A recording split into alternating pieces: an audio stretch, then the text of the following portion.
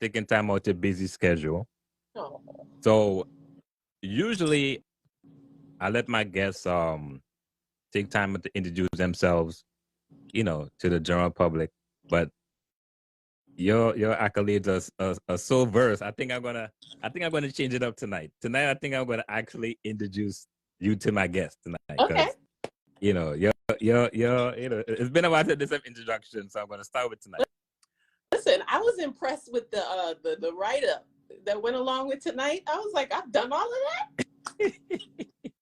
Well, you're not gonna do my research, you know what I mean? I gotta make sure and I still felt like I missed some things, but and you could correct me as I go along. So Okay. we're gonna kick it off now. So, ladies and gentlemen, I'm so excited for tonight's show because tonight we have a special guest. This young lady I've known for a long time. She's an author, an entrepreneur, a promoter, a producer, a TV set director, a motivational speaker, a mom, and a good friend. Did I miss anything? Ida Blanco, welcome to the show, man. Thank you for having me. Thank you for having me. How have you been? Oh, I'm good, man. Living the dream. Yeah. Can't complain. Okay. I'm trying to figure out why my hand clap is not working. I don't know. I might have to reboot everything. But anyway, we'll get to that. So first and foremost, welcome to the show once again. Thank you for having me. All right. So we're gonna start from the top. So where you from originally? I don't want to stereotype. I want to, where you from, born and raised, and all these things. Let's start from the beginning. So I was born in Boston. Okay. See? Yeah, I was born in Boston. I actually was raised so my mother's from Montserrat. Oh, really? Yes. And you see, this is why I wanted to really give you the opportunity to start from the beginning, because all these times I never knew this. I never knew this. I thought you were from Jamaica or something. That was it. Wow. That's the assumption. But my mother's from Montserrat. And so when I think it was 3rd grade, 4th grade, we moved there.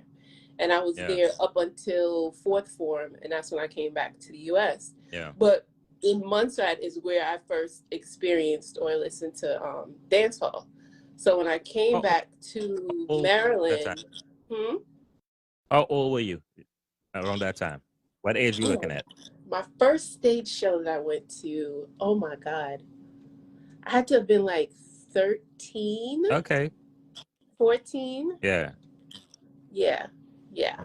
And it was, and I don't know if you're familiar with these artists, but it was Flower Gun, Red Dragon. Yeah, it was back then. Yeah. So that was my first experience with dancehall, and that's all we listened to. So when I came back to the U.S., which was 11th grade, my best friend in high school was Guyanese, and then we had linked up with. What high school was this? Springbrook. Okay. Yeah, I went to Springbrook High School, Silver Spring, for 11th to 12th grade. And that's when I first started going to dances back in the 90s. Yeah. And just went from there. And you was hooked ever since? Yep. Wow. So, you have a passion. You have a passion for dance. So we're going to talk about the book. I want to kind of take it back to the beginning. How were you really introduced to like the dancehall space? What really made you? What about dancehall that really draw your attention? Because you seem to be have a deep passion for dancehall. Well, I would have to say the person that first introduced me to DMV dancehall, dancehall scene was he's from the group Born Jamaicans. I knew him as Norman. Yeah. I forgot what his stage name was at the time. But he actually took me and my best friend at the time to Hummingbird, which was on Georgia Avenue. So that was the first time I went to a dance, and I think I was 16, 17 then. Wow. And then I just kept going. We just kept going every week. I went away to college. I would come home. We would be at, that's back when Clubhouse was on 13th and Upshur. Yeah. And what else? Reggae Hut and Kilimanjaro, and even DC Dragon Center was around back in that Wow. day. And we would go, I was in the dance. So I was going out every single weekend for like 10 years before I actually decided to become a promoter. Yeah. Yeah. So, okay, we're going to talk about the promoter space. So I'm not sure. Well, for me, I knew you did that all white event. Is Optimum? Opium. Correctly? Opium. Opium. Sorry. Yeah. Optimum. Yeah. Opium. Oh, yeah. what was the first year that the first event you actually did? What did Opium and what year was this? The first party I did was June 2001. Wow. That was my first dance. And that party was an Army affair because back then themed dances were really, really big in New York. And I used to go to New York dance hall scene all the time. Like I was in awe of New York, from the flyers to the type of theme parties and stuff that they did. So I did an Army affair. That was my first party, King Solomon Lodge.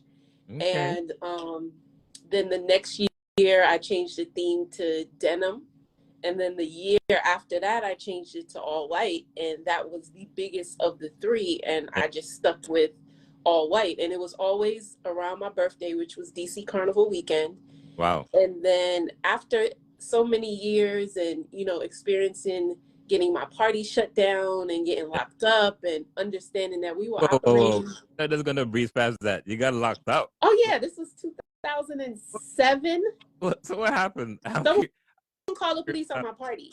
So the fire department, the liquor board, the health department, they all showed up. It was at Langley Park Boys and Girls Club. And they showed up and shut my party down and took me to jail that night. Really? Yeah. I've been through a lot when it comes to dance hall. Hey, it's news to me. I never heard about this story. Yeah. I spent the night in jail, and that party fell on my actual birthday that year. That's crazy. And I was ready to quit. After that, I was like, you know what? I'm not doing this anymore. I'm not doing it. And it's a friend of mine, Raw Dog, rest in peace, that was like, no, you got to keep it. You can't let, you know, people stop you from this. Like, all white is going to keep next year, even if I have to print the flyer and put your name on it. That's what he told me. And then he died the following year. So it was like, all right, I got to keep this party. And I just kept going. So eventually it got to the point where it was like, all right, I'm tired of taking chances. It's in the middle of the summer. It's hot. Yeah. I really want to do outdoor event. I was influenced by Miami and Jamaica. And, you know, it was always my goal to do an outdoor event. And so 2015, I was like, I'm going to go for it. Yeah. But it rained all day. So the next year I was like, all right, I'm going to go for it again. Because, you know, if you've been following me for a while, you know that I don't give up. Yeah. So, and that year was, it came off exactly like how I envisioned it. It was, I was able to bring my experiences in Jamaica and Miami to the DMV, because at the time there were no outdoor dance hall events. There was a lot of outdoor soca events and stuff like that, especially around Carnival weekend. But we didn't, unless it was a stage show, there were no real outdoor events. So to now see, like, there's so many different outdoor events now, you know, it's I almost smile a little bit, because it's like, okay, you know, I feel like I paved the way for that. Well, I'm not going to take full credit, but no, you know. I remember, I think it was 2016, sometime around there. I think this one was on New York Avenue. I think that's the one I attended. And you definitely paid attention to detail. I remember that specifically when it showed up. I'm like, wow. You see the attention to detail, and it definitely, you definitely created a standard. I remember that specifically. How you came up with that name? That's a different name altogether. So opium is the plant that they use to produce the icky sticky, that white stuff. I couldn't call it. I didn't want to call the party cocaine. I thought about it. Yeah. I didn't want to use the name Blanco, because there was a party in Miami that was called Blanco. You know, Blanco is the word for white. And so I was just brainstorming one day, and I said, opium. I'm going to call it opium, because, you know, that's where the white powder originally comes from. Yeah, it makes But and then that and my obsession with like the cartel and all of that. Yeah. Oh, you like that kind of stuff? Oh yeah, like Blanco. People don't realize like I took the name Blanco from Griselda Blanco. Really? Yes. Wow. And, you know, the funny thing, when I was doing some research, a little background check, and I saw the name. I made in my mind, you know, you know, you did media too. Something you read stuff, and in the back of my mind, like, okay, you know, a little joke, Yeah. but I didn't. So it's true. Yeah. You actually took the name from took the name Giselle from Blanco. Griselda. Yep. Yep. That's crazy. That's crazy. Yeah. Yeah. Nice. So within that same time, around the mid 2015, 2016, you also was in the media space as well. Yes. You know, and that's how we met. That's how we met. Yeah. That's how we met. You had a very successful show alongside Prince Royal. You guys been friends for a long time. Also, you probably one of the few people that I know, especially in the DMV, that actually had the first, I won't say the first, but in the media space, actually interviewed Vibes Cartel back then. Yeah. Yeah. So I was just talking about now, yeah. right. See, and this is one of the reasons, to be honest with you, I decided to really started, you know, my own show, so to speak, on this platform. For the simple fact, there's a lot of people in the DMV. There's a lot of talent in the DMV that a lot of people don't know, and a lot of people in the DMV, it's part of history, you know, that a lot of people don't know, you know, and including yourself. You know, you did a lot in this space from the short time that I've known you, and your story is it's so motivating and inspirational. So back then, now looking at Vibes Culture back then, for when you did the interview to now, how you know, I'm sure you got some type of feeling when he came home and you're like, yeah, you know, because like I said, back then you interviewed Vibes Cartel in his heyday. Yeah. That was a scary interview. First and foremost. Huh? I don't think we actually talked about it, but how that interview actually came about. You know, it was a friend of mine. And I was funny, I was having this conversation with Spoogie the other day, trying to recall like who made that connection. And I don't remember who made that connection for me. Yeah. But I went by his studio and, you know, sat down and had probably one of the best conversations I've had with an artist. So he's very intelligent, very, very intelligent person. But back then, which you may not be aware of, I think it was 2007, I had put out a magazine called The Hype Zone. And Beanie Man was my cover story. Okay. So, and I also had a website called The Hype Zone. So I had started interviewing artists around like 2004, 2005-ish. Because originally I was a part of Bashment Link Up. Kimmy, God rest her soul, she started Bashment Link Up, brought me on board. So we wanted to kind of be the DMV version of what was it, dancehall reggae at the time. Yeah. So I had started interviewing artists when I branched out and did my own website, and then I did the magazine. So I had that interview with Cartel for my next issue of the magazine, but I never got a chance to print it. Yeah. So I had this MP3 player and I still have it with this audio on there. And then, you know, I found it one day, and that's how come I ended up airing it on a Blazing Radio on the show. Yeah. So yeah. Oh, that's dope, man. Yeah. So okay, so you did the media.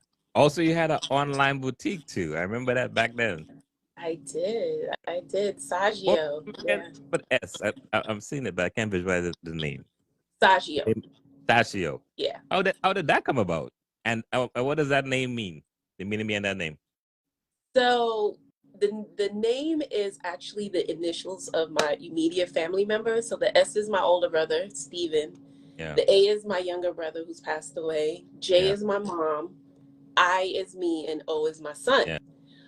So it took me a while to come up with that name, but it was like, all right, I want something that has meaning behind it. And also from an intellectual property standpoint, I wanted a name that I could trademark that didn't belong to anybody. So when I came up with that and I searched social media, there was nothing. Nothing came up. So I was like, all right, this is it. But it does have a special meaning. And, you know, after my brother passed away, I started looking at life differently. I was like, all right, there has to be more than me just going to work and throwing parties. Like, there has to be more. Has to be more. And at that time, that's when e-commerce was just kind of coming around. And I was like, okay, I wanna open a clothing store, but let me start out online where my overhead is very minimum and figure out, is this something I really want to do? And I one thing I could say in terms of people that follow me, the support is, no matter what I do, it is unwavering. So it was one of the more enjoyable projects that I've taken on. One of the things that I wish I could have continued, but life had other plans. Such is true. Yeah. You're very motivating. I mean, I don't know where it comes from, but you know, you have you seem to be a person that once you come up with an idea and a concept, you shoot. You shoot. Where that came from? Where that came from? Therapy has helped me to realize that came from childhood. That came from trying to prove myself to my mom. Yeah. When I was 19, I got pregnant with my son, and I was in college at the time, so I had to drop out. And, you know, she basically told me in so many words I was throwing my life away. Yeah. So I went on a journey of trying to prove myself, which included going back to college while working full-time and being a full-time mom and getting 2 degrees. And I just became this overachiever to prove myself to her. That's what therapy has helped me to realize. But I don't know. It's just it intensified after my brother died. Yeah. Because it was like, that was the first real person close to me. That was the closest person to me. So it just made me reevaluate life. And it was like, you know, it can be gone in an instant. So I'm going to do whatever I put my mind to. I'm like let me see if I could do this type of person. Yeah. Let me see if I could do this. Let me see how far I can go. You know what? I want to fly a plane. I'm going to figure out how to fly a plane. I mean, I think it's just my personality. Yeah. So there's no fear factor whatsoever. There is, but I push past it. There is. Past it. Yeah. I'm deathly afraid of heights. I have a fear of heights. But I went skydiving, and I love zip lining. That was in Costa Rica, I think it was. The skydiving? Yeah. No, that was here in Georgia. Costa Rica was the zip lining. Oh, zip. Okay. Yeah. Nice. But I've learned to push past my fears. Yeah. So you moved to Atlanta, and you got into TV set production. Am I saying it correctly? Yep. Right.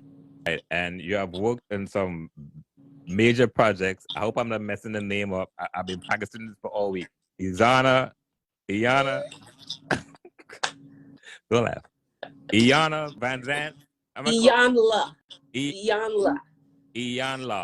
Yeah. Iyanla Van Zandt. Yeah. Iyanla Van Zandt show. Yeah. Cottage Hill. Yep. You know, and to name a few. Very successful shows. What's that experience like? And how you got into that, first and foremost? Was that already lined up for you, or when you got to Atlanta, you kind of pursued that? It just I just landed into it. I came to Atlanta with no intention. Like, working in television was never even a thought of mine. It wasn't an aspiration. It wasn't a goal. It was never something that I thought I would be doing. So I was presented with an opportunity, and I took it like, okay, well, what's the worst that can happen? Let me see. And that opportunity ended up being on Iyanla's Fix My Life. It was supposed to only be for 2 weeks, and it ended up being for the whole season. Wow. And then it just kept going. And, you know, I started at the bottom. I was a production assistant, which, if for those who aren't familiar, that's like ground level of television production. And I wanted to be a producer, but you know, the production design opportunities kept coming, and I'm like, all right, well, maybe this is where I'm supposed to be. And I had an executive producer tell me, like, you don't need to be a producer. There's no creativity in that. Where you are in this industry has the most creativity, so stay there. Yeah. And I just kept going and working, and now I am at the top of that department, which is a production designer, and it's a blessing. Oh, I cover my hand. For some reason, my song effects is not working. It's not working. Yeah, I don't know what's going on. But that's impressive, man. Oh. Yeah, that's very, very, very impressive. You also a motivational speaker. I know you have your brunch that you do as well. And I know you have one coming up in October. We're gonna touch base on that. I do? I should. Yeah, I think you do. I might have to, let me pull up. It's usually in October. I haven't done it these past couple of years, but you saying that, I'm like, yeah, October. Yeah. Okay. I know. Yeah, like I said, the motivational speaker, the brunch. You have a passion for uplifting women. Yeah. And I think you kind of answered that question earlier with your mom and having a child at such a young age. What's some of the feedbacks you hear from people? You know, because I know you hear a lot of feedback from women. Cause a lot of women look up to you. I've seen this with my own eyes. You know, here in the DMV, and I could imagine in Atlanta as well. It's humbling, you know. It's very humbling because you don't know who's watching. You don't know, who's paying attention. You don't know. Luckily, I can say that people do give me my flowers, whether it's publicly or privately. You know, I hear a lot, you're an inspiration. You know, I look up to you. I think social media allowed dancehall people to see me in a different light than, prior to social media. I think people had a lot of misconceptions about me. So once I got on social media, and then with the loss of my brother, that kind of flipped the switch in terms of what type of content I choose to put out there. Because dealing with his suicide, it's like you never know what people are going through. And so I found myself saying things online that I wish I could have said to him. And then I noticed the feedback that I was getting from that. And, I'll make posts and you'll see people come in and say, oh, I needed that. I needed to hear this. Thank you. I've had people call me in tears because of something that I've written that really touched their soul. So it's like, all right, this is bigger than me. I'm just a messenger. Like, this is bigger than me. But it also gave me a purpose for my pain, you know? So it's like, I'm just a vessel, I feel like. But if I can live my life in such a way, because I'm not perfect, nobody is. But if I can show you my scars and tell you how I got them and they healed so you can too, then I'm going to do that. And we live in a time, especially with social media, where people are like putting out this perfect image of life and it's like, no, I fell down. I scraped my knee. Look, it's bleeding. But it's okay. Because I'm going to get back up and it's going to be all right. And people need to hear that. I see the response to that. Like, those are the posts that get the most likes is when I, am giving people messages of hope. So. You mentioned it already with your brother. Now is in the September month, Suicide Prevention Month, or Suicide Awareness Month. I myself lost a close friend of mine due to suicide. It's one of those things that, like you mentioned, I encourage folks to actually go into Instagram and see the post that you posted. It's one of those things that there's people just in your circle that everyone's going through things that sometimes you just don't know, and sometimes just call someone, just touching base with people. is very, very, you just don't know what people are going through on a daily basis. Yeah. You know, so I definitely empathize with you and the loss of your brother. Thank you. Yeah. I'm gonna try and send a little bit with the, when did you decide, or what was that moment that you decided, you know what, I want to write a book? How that came about? How did that come about? Because most people say that I'm gonna write a book one day, but you, you know, it usually ends there. Yeah. Mm-hmm. Yeah. I'm a book lover. I love to read. Like, I'm an avid reader. And even in these times where you could audiobooks and ebooks, I still go to the bookstore. I order actual books. So I love to read. Give me 3 of your favorite books, excluding yours.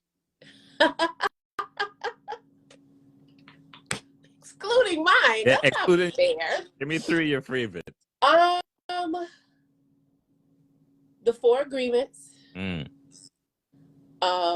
This book that I just finished was really, really good. It's called The Power of Your Subconscious Mind. That was life-changing. That sounds deep.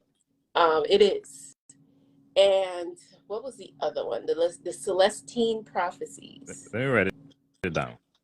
So go back. The Four Agreements. The Four Agreements. The Power of Your Subconscious Mind. And you know what? No, there was another book that I read that I really liked. How to Master the Art of Not Giving a Beep. Wow. Master the... Yeah. Those giving. All right. AF. That was a good one. Okay. But I would say The Four Agreements would have to be.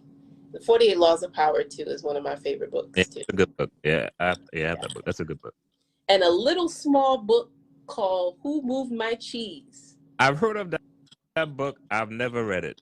You can read it literally in like an hour. Yeah.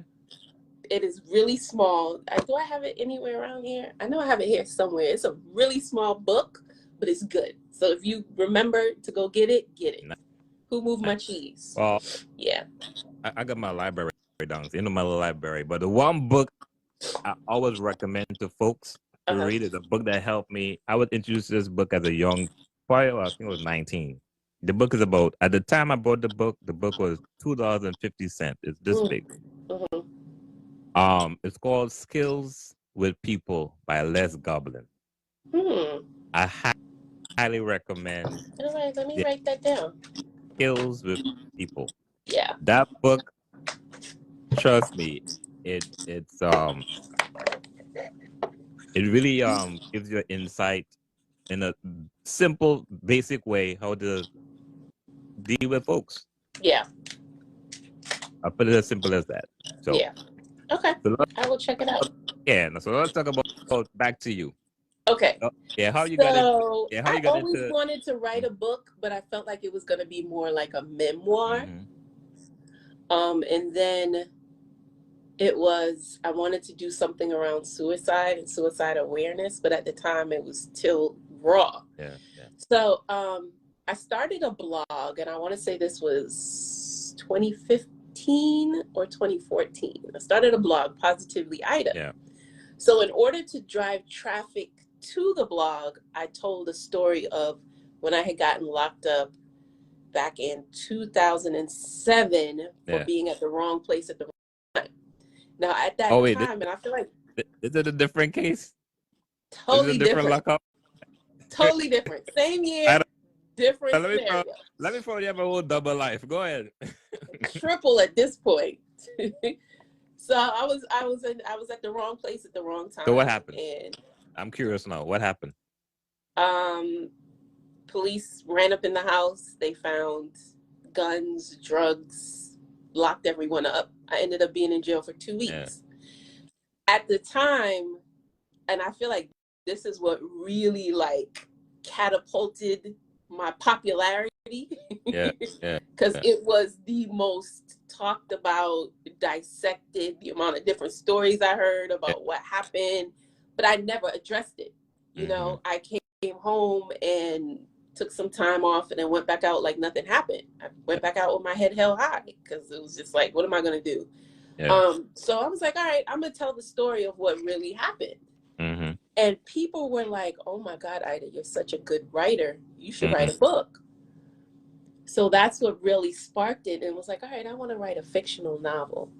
And I started working on it in 2018, and 2020 I self-published. Wow. Yeah. What's the process like to self-publish? A lot. You pretty much did everything. Book cover. What about the editing? I hired an editor. Yeah. And I did not know what I was Yeah. doing. Yeah. She gave me back my book, and I literally had to basically rewrite the whole thing. Because there's a way for you to structure storytelling that I was just completely unaware of. Simple as in a chapter, you're supposed to stick to one person's point of view. And I was jumping all over the place, and it was like, no, you have to tell this story from one person's point of view for each scene. So I had to go back and do a lot of rewriting, but I appreciated her because she really pulled that story. She really pulled that story together. Yeah. So I outsourced that. That was not cheap. But the self-publishing part, you know, I had to format the book myself. Luckily, they give you a template to go by, and it took a while, but it was one of the one of the accomplishments that I'm most proud of is that book. That book and the Opium that you came to, 2016. Yeah. I think those stand out to me as two of my biggest accomplishments because of how much I had to push myself to get it done. Yeah. Well, I'm not going to sit there and pretend, because I'm not a pretender. I haven't read the book, so I can't speak on the book. So I'm going to take the opportunity to kind of tell folks what the book is about, and you know, the little backstory, without giving too much, of course, about the book. What's the name of the book again? The name of the book is Love and Dancehall. Love and Dancehall. It's right here. Yes. Actually. There you go. Love and Dancehall. You got a real book. I got a real book. Yeah. But I have this nearby because I've been working on part 2, which is long overdue. Yeah. Because I left it at a cliffhanger. Wait, to be continued. Okay. I did a major cliffhanger, and because I want this book to be a trilogy. But Love and Dancehall is essentially, you know, it's a story that's based in the DMV dancehall scene that is about the main character. His name is Ratty. And the book starts with him. He had gotten deported, but recently came back. So it started with him coming back to the DMV. Is this loosely based, or is it fictional, or completely fictional? Okay. But the narrative that was going around at the time when I published was, oh, this is real people's story that I'm putting in this book, and it's not. It's just relatable stories of everyday occurrences that happen within dancehall. Yeah. So Ratty has a wife and a baby mom and a girlfriend. Realistic. But you know, I have all of these characters, and after a while, you start seeing how they're all kind of intertwined and connected. Yeah. And then we have a murder that takes place, and then the fallout behind all of that. So I was really surprised at how much people loved the book. It's so good. And who was it? I think it was Marlene said one time, she's like, Ida, you undersell and over deliver. Yeah. And up until that point, I didn't realize that's what I was doing. Yeah. Yeah. I know I have very high standards for anything I put out because I know that people support me regardless. Yeah. I want to make sure that I'm giving them a quality product, whether it's, you know, clothing or an event or a book or anything that I do. I go above and beyond because I don't take for granted people who spend their money with me. So I spent a lot of time working on this. Part 2 is taking me a little bit longer, but I'm going to get it done. Yeah. We want to make sure and get it right. You know, don't want to rush it. And then there's like, I guess how artists have to deal with, you know, their first album is a hit. So the second album is like, that's off my album. Yeah. So because this one was so good, it's like, oh, how are you gonna top that? How am I gonna top it? And because I'm a overachiever, it's taking a little longer, but I'm gonna get it done. I'm gonna get it done. Nice. So moving forward, what plans what any new you know, innovations you got lined up? Any you know, if I pick your brain a little bit? Nothing right now. Which is weird for me because usually I have a bunch of stuff going on. Yeah. But I have evolved mentally, emotionally, and spiritually that I can, without a doubt, tell you I'm not the same person I was. So it's now trying to figure out what resonates with the Ida I am today. And I haven't quite figured that out. But in the meantime, I'm gonna, you know, I'm continuing to do this television production thing. I love it. Like it's long hours. I have no life, you know, but I really enjoy it, and I've met some really amazing people doing this job. I do want to turn this book into a series. That is my goal. And I do have some ideas about. I want to do a couple docu-series. I have idea for 2 different shows that I would love to produce. So I do want to get into that space of producing my own shows. And guess what? What? You will. You will. You will. So I'm not gonna put it out there. I don't know for sure your age. I have an idea, but I'm not gonna put it out there. But I do all the time. That's one thing I'm not scared to talk about. Well, go ahead. Well, you know, I'll be modest. You posted a picture some time ago with you were 20 at the photo. You were 20 years old, I believe, right? So looking back at that photo, and this is just for any other 20-year-olds that might be listening about advice. What advice would you give yourself, you know, looking back now at a 20-year-old? What advice would you give yourself? Ooh, there's so many things.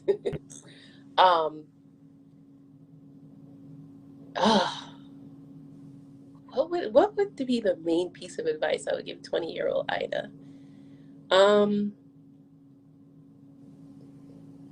I would probably tell her about the power within her.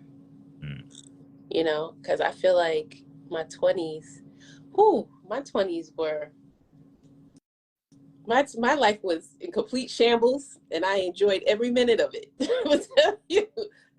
I had a ball, but I gave my power away unknowingly, and that's why a lot of my messages are to younger females, because I'm the only girl in with my siblings, and so I didn't have an older sister. I wasn't really close to my mom, so there were a lot of things that I really wasn't taught as a woman, you know, and a lot of experiences that I went through that could have been prevented. So a lot of my messages are really for younger women, young girls, because I have a real soft spot for the 20-somethings. And, you know, I see so many of my peers condemning or criticizing or ridiculing, you know, this generation. And my approach is more so to teach, because we're elders now. And as much as we don't want to accept it or admit it, we are elders. I accept. I'm the old G now. Yeah. You know? Your unc. Yeah, I'm big uncle. So it's like, we're not taking on those positions from a place of embracing, a place of leadership, a place of you know, helping them move forward. We're just like, oh, today's people, these kids these days, and this music, and that's how my peers talk. And I'm like, do you hear yourselves? We are our generation, and I'm 50, and I have no problem saying it. But we're not our parents' 50. We're younger, we're more hip, we're more in tune. So I feel like we're more in a position of leadership. Yeah. But a lot of us are not taking on that role. We're busy out here trying to keep up, trying to compete, you know, and doing all of that stuff. So I almost feel like it's an obligation to not only speak to them in such a way where I am being an elder, but also living my life in such a way where they can look and say, you know what? I could do that. If she could start her life over, I can start my life over. If she can work her way up, I can work my way up. If she can get up one day and decide I'm going to fly a plane and fly it, then maybe I could fly a plane too, or maybe I could do what I'm thinking about doing. So I like being Auntie Ida. I like it. I like the elder states womanship. I like it here. Nice. So you had your son at a young age. Mm-hmm.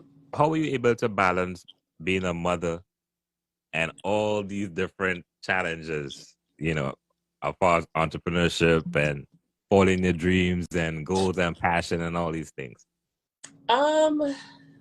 Let's just say I understand now why my mother wanted me to wait to have kids, because we literally grew up together. Like he was on my hip and I'm going to New York to go to Eastern Parkway Labor Day weekend. Like he literally was with me everywhere, and some places he should not have been, but you know, I was young. It was literally survival, you know. It was just, I knew I needed to keep a roof over my head, so I always had a job, and I had insurance because I had a child, and I did what I was supposed to do. But I was outside every weekend. Looking back, I could have done things a little bit differently, but you know, we do the best we can. Was it hard dating as a single mom? I'm assuming you were single at a single mother around those times. I was. Was it hard? It wasn't hard. It wasn't hard. I actually used the fact that I was a single mom as an excuse to keep men at bay for a very long time. It was like I don't bring men around my son, so he can't come to my house. Type of vibe. But no, it wasn't hard. Yeah. Wow. Folks, if you just joined us, man, we're talking to Black Excellence, the world famous Ida Blanco is here. Author, entrepreneur, producer, motivational speaker. What else? I mean, the list goes on. Wow. Do you still have acting anytime? I can see you as an actress. No, you like to be behind the scenes. Yeah. I love being behind the scenes. I can go to Walmart looking a mess and no one will know who I am. That's a good point, man. I do not want any part of celebrity. Like being a local celebrity was rough. Yeah. It really was. I used to say, like, if I had to do it all over again and go back to 2001, I would have never kept that party. Like, I would have stayed a patron and be able to just, oh, yeah. People don't realize the downside of popularity. Yeah. And I endured a lot. And I would not have done it, to be honest with you. I would have stayed in obscurity. Yeah. It's sad now, but it's your calling, though. You can't help yourself. Oh yeah. I mean, I can't change it, but to put, even moving here to Atlanta, I was like, I'm not getting involved in the dancehall scene. I'm not doing that. I go out maybe once or twice a year down here, if that. But folks tried to get me to promote down here, and I was like, yeah, no, I'm not doing that. No, nobody knows me. Yeah. I can go out when I feel like. If I don't feel like going out, I don't have to go. So I've done a complete 180, and I just chill. Yeah. You seem happy. What do you miss about the DMV? My friends. Oh. That's it. My family, my friends, my the people. It's as dysfunctional as we were. Yeah. Like, dance hall is like a extended family. Like we were together every single weekend. You know, there are people that I'm not necessarily super close to, but we have mutual love and respect for, and I would see them. So I miss community. I miss my community. Not, you know, having that here can be challenging at times. Even though sometimes I like it, sometimes it's like, yeah, I just want to go over. I want to go over by Prince House and just chill and you know what I mean. You know, go over here, this friend or that friend. So I miss my community. My family, my nieces, everybody is in Maryland. So what's the dancehall space like in Atlanta compared to the DMV? I know a lot has changed in the DMV as well, but what's the dancehall space like in Atlanta? I don't feel like I've really been in it to really I'm trying to be politically correct. But there's a lot of dancehall artists that actually live in the Atlanta region. Yeah, and Atlanta's dancehall scene there's something going on every weekend. Like there's 3 or 4 events every weekend. It's very active down here. It's just not my speed. Yeah. Your mindset has changed. Yeah. Yeah. Atlanta's dancehall scene is a little different than what I'm used to, you know? And, you know, I would party in Philly all the time, in New York and Miami, Jamaica, but Atlanta's different. Yeah. Yeah. Well, I think I have any more questions for you. You know, you don't. Well, you know, why not? What kind of host are you? What do you mean you don't have any more questions? Usually I don't say that. You know, usually I don't say that. That's how comfortable I feel. You know, I could pull things from the top of my head. Because, you know, I really don't write questions down. I don't know if you know that about me. I really don't write questions down. Yeah. Because I always feel like it's so robotic. I usually just kind of do my research or whatnot and just kind of, you know, go off the vibe or whatnot. Yeah. But that being said, so, well, how old is your son now? He's like in his 20s by now, right? He's 30.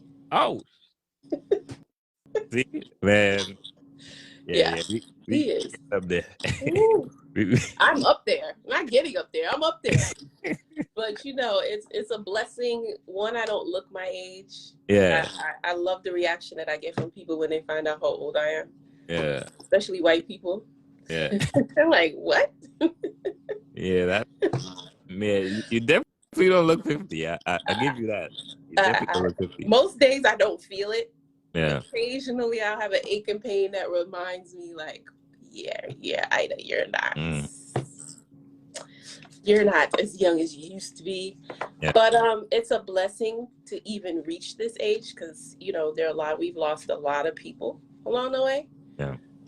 So to be here and to be thriving, and I feel like I'm living another life. Yeah. It's a blessing. It really is. I'm really grateful. Well, time check now is 9:50. So usually the live goes for about an hour or so. So you know, I'm getting ready to wrap it up. So I'm gonna give this opportunity because once again, I know it's who you are as a person. Mm-hmm. You love putting or giving life, especially to women. I can say individuals, but you know, you have a gift for motivating women. Oh. And I know early on we talked about the young 20-year-old, and at this moment you're 50, and I'm sure there's women that's around the same age bracket that might feel like at this age it might be a little too late to go over there, you know, to pursue their goals and dreams and so forth. What would you say to those individuals? It's never too late. Like when I graduated from college, I graduated with a woman who was 78 years old. Wow. You know, it's never too late. The only time it's too late is when they shoveling dirt over your corpse. That's when it's too late.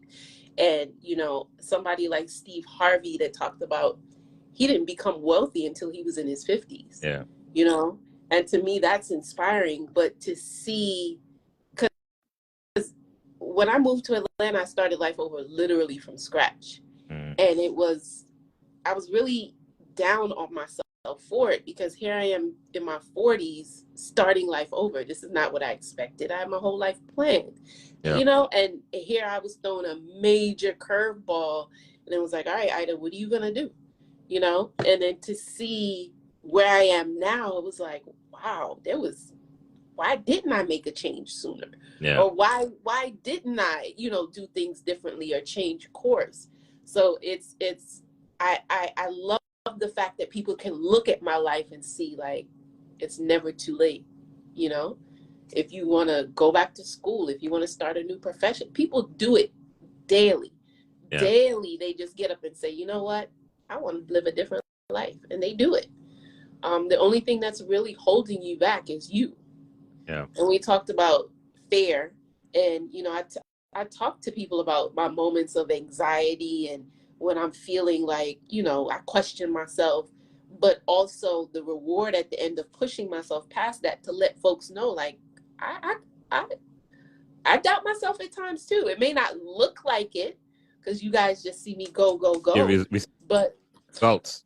you see the results. Yeah. But I there are times where I do things and it doesn't work. Mm. There are times where, you know, I procrastinate. For every idea that you see me execute, there are probably 3 or 4 that I haven't. Yeah. You know? So it's just that determination to never give up. Yeah. Is really what keeps pushing me forward, and also knowing that people are watching. Yeah. I said this on another interview that I did, like, knowing that people are inspired by what I do, it inspires me to keep doing, because if you're inspired by me, that means you're going to do. Yeah. And you know, we can all follow our dreams. You just have to be courageous enough to do it and not give up, you know? So kudos to you for even saying, you know what, I'm going to go out here and do my own thing and start my own thing. And, you know, you keep at it. You don't know where it's going to lead. We never know. But if we give up, we'll never find out. Yeah. You know? So kudos to you. Well, thanks. Mr. Bashman. I received that. See, this is one thing most people don't know about me. I don't receive compliments well. I don't. Maybe it's blushing or what, but yeah, I was that kind of weird about it. But thank you. I really appreciate that. Men don't. Okay. I noticed that. Okay. I thought I was just weird. All right. Thank you. No. Because I believe in giving people their flowers while they're still here. Yeah. So I noticed, but when it comes to men and I do that, you could visibly see them get uncomfortable, or yeah. And it's like, no, I think it's because you guys are so used to hearing criticism, especially from females, that when you do get praise, it's like, wait a minute, what's going on here? Something's wrong? What do you mean? Are you lying? You just saying that. But no, I firmly believe in giving people their flowers while they're here. So kudos to you, my media family. Yes. That's one of the things that I miss too. Yeah. And I do wonder, like, where would the show be, you know, had I still been there? Because we had something magical, Prince and I, on that show. Man, you guys had a vibe. Yeah, we did. Friday nights. I think you guys were there before me. Yeah, you guys were on Friday nights, and then I came to Saturday. Yep. Yes. And then we had switched to Thursday mornings because Prince's DJ schedule was and the Thursday morning show was a vibe. I enjoyed it. I did. I really enjoyed it. Yeah, you were good at it too. Yeah. You know, I stole a couple topics from you guys. That's fine. I believe preparation is everything. So prior to us even starting the show, I was listening. Breakfast Club, I think, was probably the one I listened to the most. Yeah. But I was very intentional about listening to different radio shows, and then we would record our episodes. So I would go back and listen to the episode 2 or 3 times to kind of hear what I need to do different. Like when I laugh, move away from the mic. I'm glad you mentioned that, Yeah.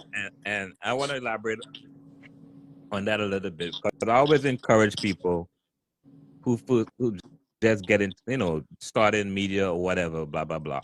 The most important thing is you have to listen to yourself. That's the only way you're gonna get better.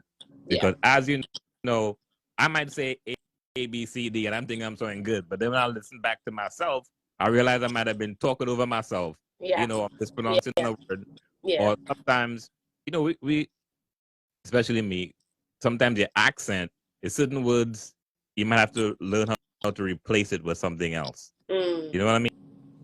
Yeah. So instead of saying, if you ever lisp, instead of saying you find a different word to use, but you wouldn't know that until you listen to yourself. You know what I mean? Facts. And I'm glad you brought that up.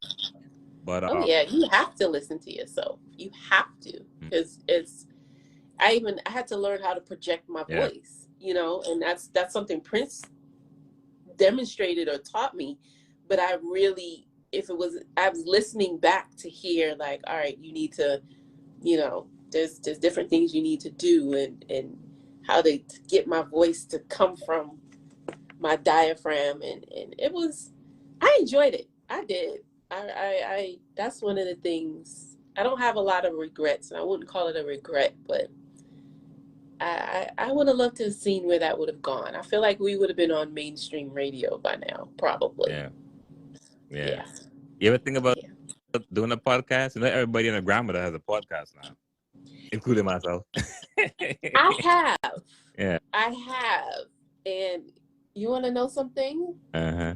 I actually recorded an entire season. Really? Yeah, audio only. Mm-hmm. But I recorded, I think, like 12 to 15 episodes last year sometime. And what's the whole up? Me. Well, you can just upload it on Spotify. I know. I don't, and I have somebody that is going to edit and do all of that, and I don't know what happened. It's a good thing. Maybe it's a reason why this came up, because I do have those recordings. I think it's about 15 of them that I did at like 15 minutes long or something like that. And it's just inspirational messages and stories and stuff like that. So I actually started podcast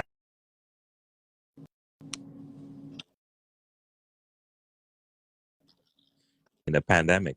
I started a show called The Statement. And I can't remember how many episodes I did, but I did a couple interviews, couple topics or whatnot, and and then this whole Facebook thing, actually, I wouldn't call it by accident. One night I would just move to do it right after the Baltimore Carnival. It was just a conversation, and I said, you know what, I just happen to know a lot of people in the DMV. And I think it's a good opportunity because as you know, sometimes you're in conversation with people in the back of your mind thinking, you know what? Other people need to hear this story. Yeah. Other people need to know about this, not just me. Yeah. You know what? Yeah. Maybe I just start up the Facebook Live thing, and here we are. And folks have mentioned to me, well, you should do it on YouTube. I mean, YouTube is cool, but the reason why I decided to stick with Facebook, because it's more community based. A lot of people in the DMV already know me, they know you. No offense to the other platforms, but those are different conversations, Those are different conversations. Yeah, those are different conversations. Yeah. No, I get it. Yeah. So Ida, it's 10 p.m. Once again, any last things you want to say before you leave? Thank you for having me. Mm-hmm. Much success on your endeavors. I appreciate you having me. I love doing this. I'm used to being on the other side. Yeah. But whenever folks are like, hey, I want you to come on, I'm like, yes, of course. Yeah. So, I'm here. I'm here. One thing I want you to do also, and I'm going to put my hand up, put my word out there. I am going to buy a copy of your book, sorry. Where can people get the book? loveanddancehall.com. Yeah, or just inbox me. Okay. But yeah, I really need to get part 2 done. Loveanddancehall.com. Oh, that's simple. Yeah. Yeah, I believe in ownership, folks. So I got the name copywritten. Really? I own it. Yes, I own that name. So if anybody tries to use it, I can sue. I could see a Netflix series out of this, you know. Oh yeah. Absolutely. Yeah. Absolutely. One of the people that I would love to connect with to bring this story to television, if I could, if it's meant to be, would be 50 Cent. I feel like, especially with him coming from New York, he's probably familiar with the dancehall culture enough to hear the pitch, you know? So if the opportunity presents itself, I would love to. Hey, you got to put it out there. And you already got the book, though. I mean. Yeah. He's somebody I would love to work with his production company. I don't know if I'm going to Louisiana, but I would love to work with G Unit Films because I really like what he's doing. Yeah. Wow. I'm gonna put it out there in the atmosphere. Put it out there, man. I wish you much success. Thank you. Future endeavors. I'm so proud of you. Aww.